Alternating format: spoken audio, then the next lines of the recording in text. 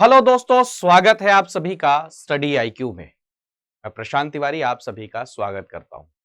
आप सभी जानते हैं दोस्तों, यूपीएससी मेंस 2021 का रिजल्ट आ चुका है।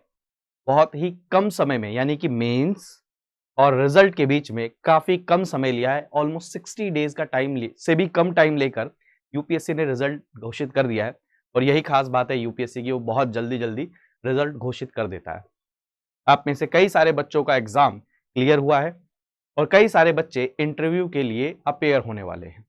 तो ये सेशन उनके लिए है कि उसके अंदर में उससे पहले एक डैफ फॉर्म फिल करना होता है।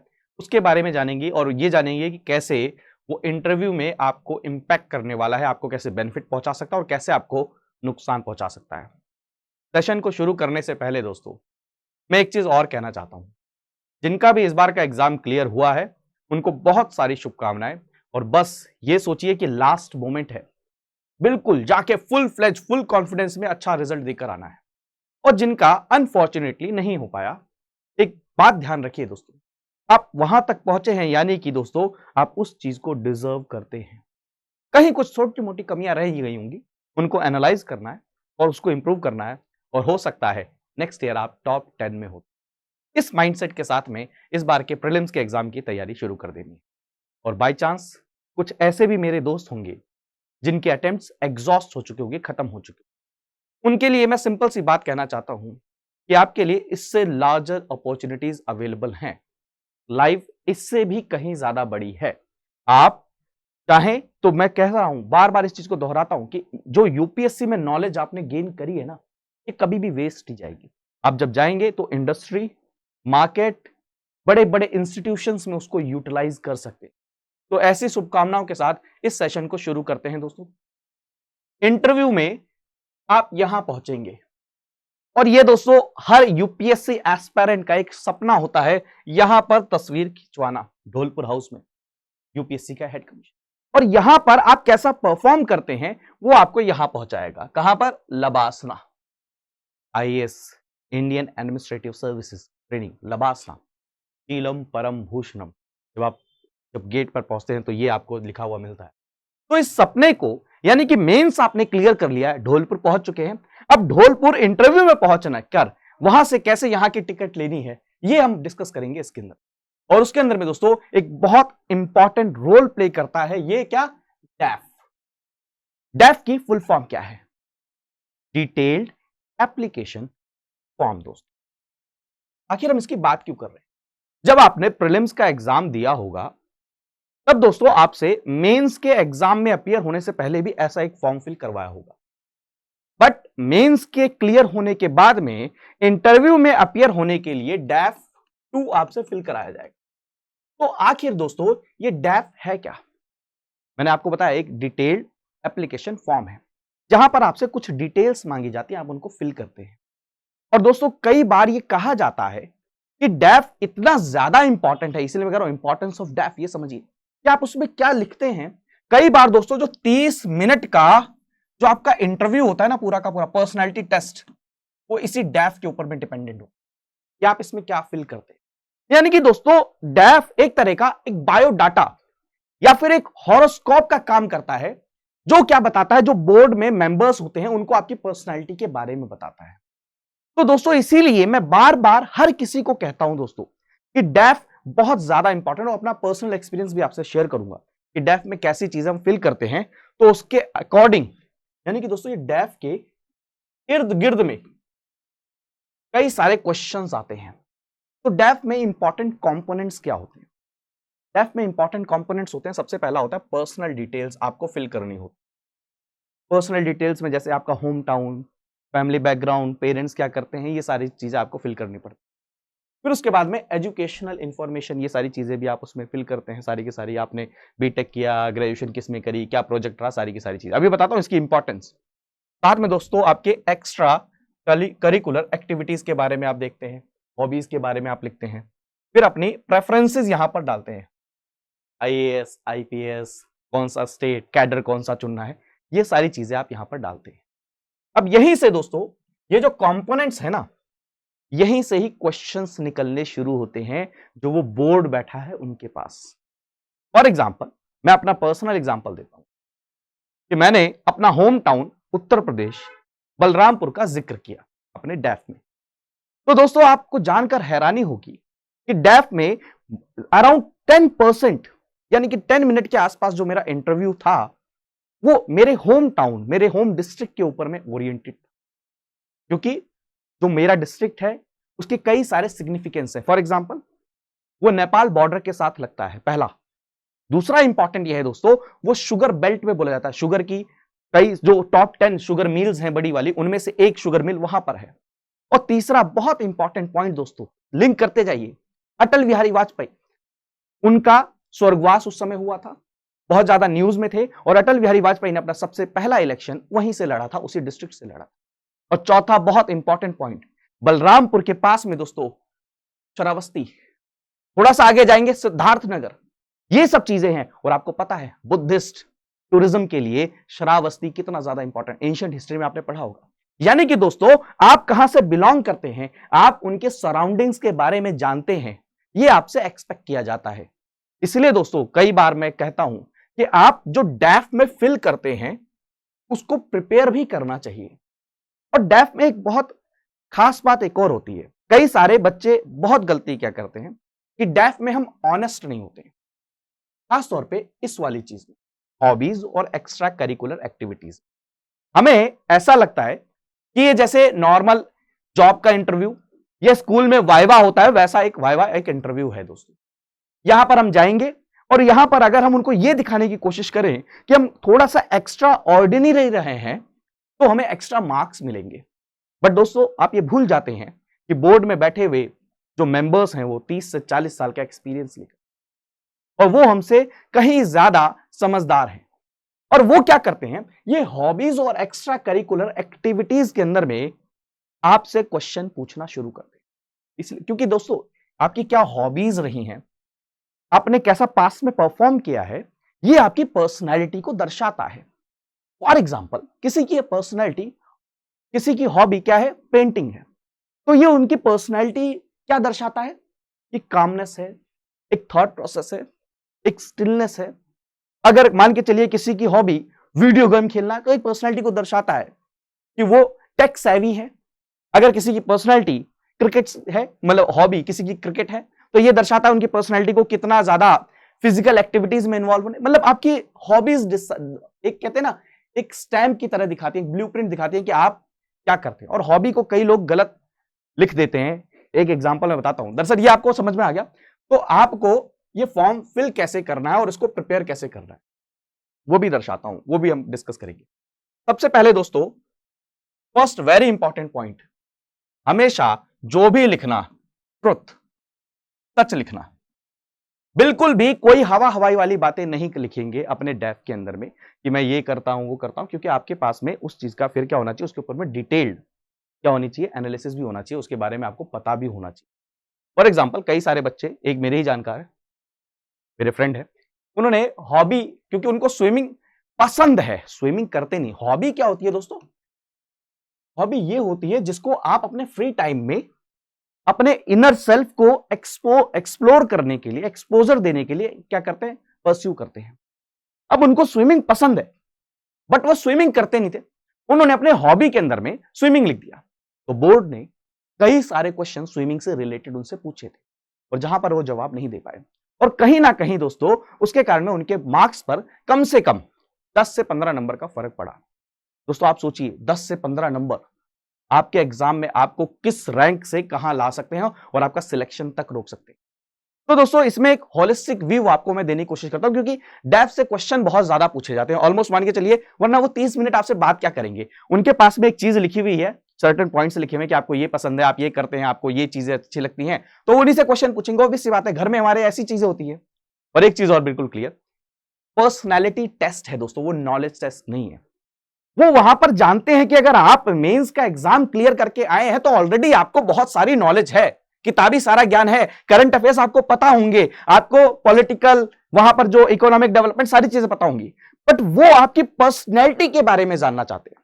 यानी कि आपके इर्द गिर्द जो चीजें हो रही हैं उन सराउंडिंग्स के बारे में जानना चाहते हैं। और वो सराउंडिंग्स ऐसा नहीं है कि वो किताबी सराउंडिंग्स, कौन सी नदी आपके होम टाउन से गुजरती है ये जानना चाहते हैं।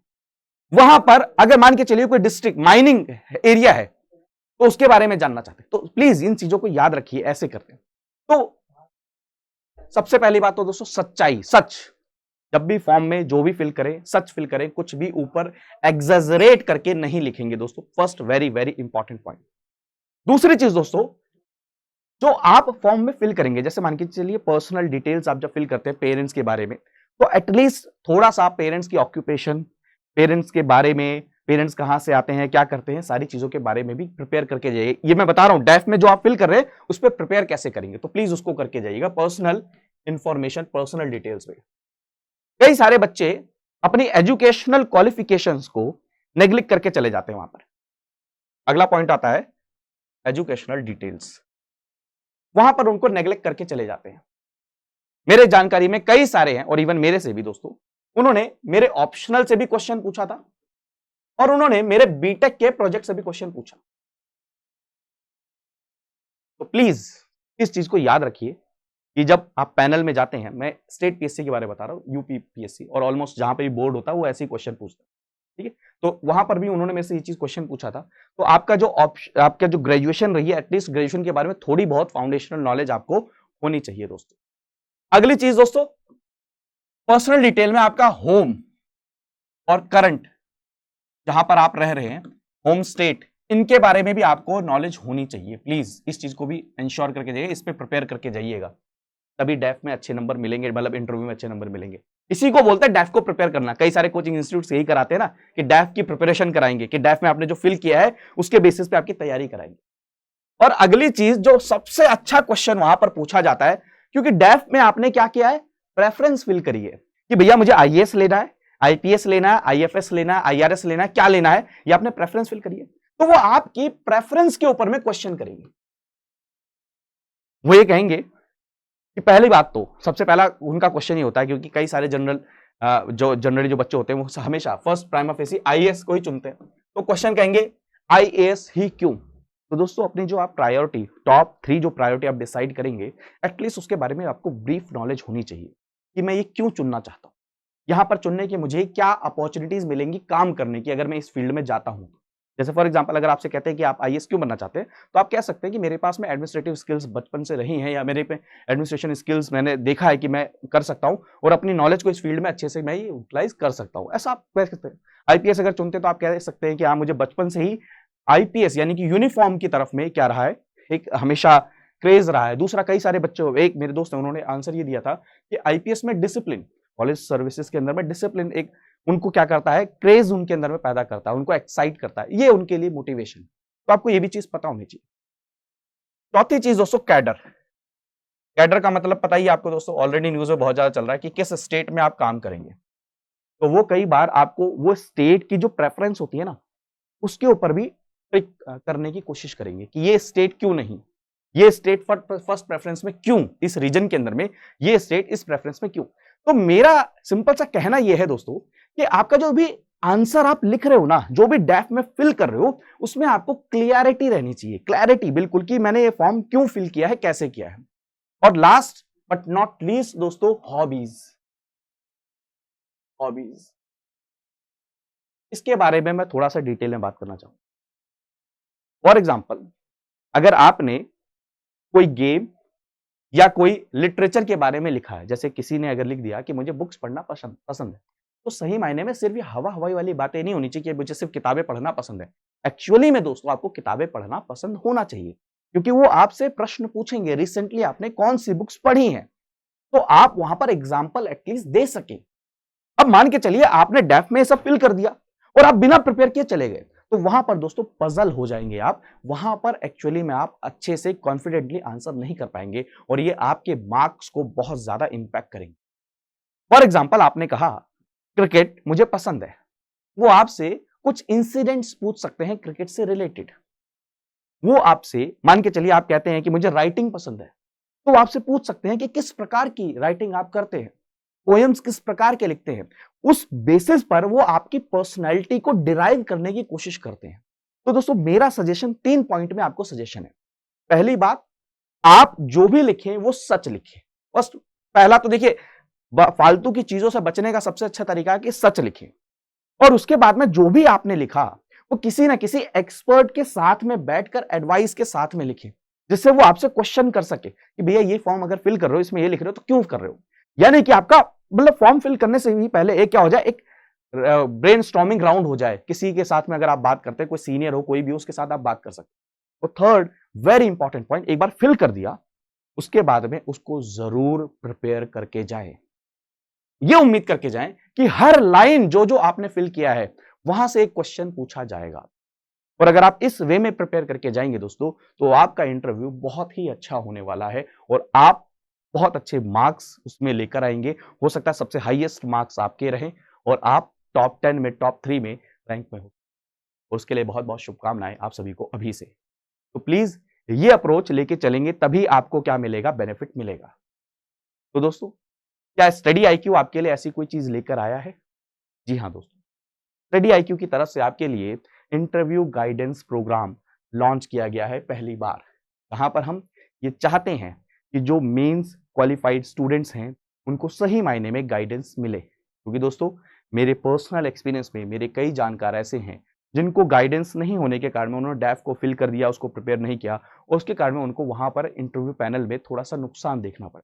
उन्होंने बस, वो कहते हैं नॉर्मली दिखाने के लिए उन्होंने कुछ भी फिल कर दिया उसके अंदर, या फिर जो फिल किया उसके बारे में पढ़ के नहीं गए। तो दोस्तों, स्टडी आईक्यू ने पहली बार आपके लिए क्या किया है, मेंस क्वालिफाइड स्टूडेंट्स के लिए क्या किया है, इंटरव्यू गाइडेंस प्रोग्राम शुरू किया है। तो आप में से सभी के सभी इसमें कैसे एनरोल कर सकते हैं दोस्तों, क्या डिटेल्स हैं, क्या फीस है, ये सारी चीजें अब हम यहां पर डिस्कस कर। तो आपको क्या मिलेगा इस पूरे उसमें स्ट्रक्चर में जो स्टडी आईक्यू ने लॉन्च किया है आपके लिए, आपके अपने प्लेटफॉर्म में? सबसे पहले आपको मिलेगा डिटेल्ड डेफ्स डिस्कशन। ऑलरेडी मैं बार बार ये कहता हूं आपको, डेफ बहुत ज्यादा इंपॉर्टेंट है। तो आपने जो डेफ फिल किया है, जो फॉर्म भरा है, उसके ऊपर में डिटेल्ड डिस्कशन होगा।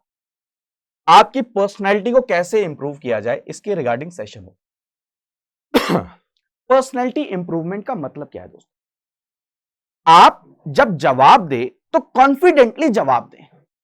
अब जब कॉन्फिडेंटली आप जवाब दे रहे हैं तो एक बहुत बड़ा डिफरेंस, एक छोटी सी लाइन में डिफरेंस आता है। एरोगेंस नहीं शो होना चाहिए, बस कॉन्फिडेंट होना शो। तो प्लीज ये भी चीज इंश्योर करिए। यूपीएससी स्टाइल मॉक इंटरव्यू होंगे। तो यूपीएससी स्टाइल मॉक इंटरव्यू होंगे आपके पैनलिस्ट के थ्रू। ऐसा नहीं होना चाहिए कि जाएं वहां पर पैनल के सामने तो फर्स्ट इंटरव्यू फेस कर रहे हो। स्टडी आईक्यू एक्सपर्ट पैनलिस्ट को लेकर आएगा और आपका क्या होगा, मॉक इंटरव्यू कंडक्ट कराया जाएगा। Current affairs, peer to peer discussion. देखिए, इंटरव्यू के अंदर में एक तो वो आपसे जो आपने डेफ में फिल किया है वो तो पूछेंगे ही, सब्जेक्ट पूछेंगे ही, आपका ऑप्शनल वगैरह सारी चीजें, क्योंकि वो भी तो चेक करना है ना थोड़ा बहुत। और साथ में दोस्तों, वो आपको करंट अफेयर्स, जो करंट इश्यूज है ना, उनमें आपके टेम्परामेंट्स को चेक करने की कोशिश करेंगे। वो जानबूझ के ऐसे टॉपिक्स को टच करने की कोशिश करेंगे जहां पर वो चेक करना चाहेंगे कि क्या आप अगर एक आईएएस ऑफिसर बन जाते हैं तो ऐसे इश्यूज को डिस्ट्रिक्ट पर हैंडल करने में आप सक्षम हैं या नहीं है दोस्तों। तो इसलिए दोस्तों, वो करंट अफेयर्स को भी क्या करेंगे, चेक करेंगे। और ये भी आपको यहां पर क्या मिलेगा, यहां पर इस पूरे के पूरे शेड्यूल के अंदर में, इस मॉड्यूल के अंदर में आपको ये भी चीज यहां पर मिलेगी दोस्तों। तो यहां पर जुड़ने के लिए कोई कॉस्ट, कोई फीस, आपके मन में क्वेश्चन आ रहा होगा?